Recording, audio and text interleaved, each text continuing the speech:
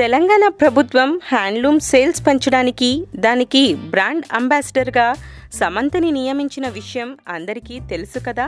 అప్పటి నుండి ఈ నటి ఏ ఫంక్షన్కి వెళ్ళినా వీటిని ధరించే హాజరవుతుంది. ఈ బట్టలు సమంతని అందంగా చూపించలేకపోయాయి. ఒక విధంగా చూస్తే వీటి వలన సమంత గ్లామర్ కాస్త తగ్గిందనే చెప్పుకోవాలి.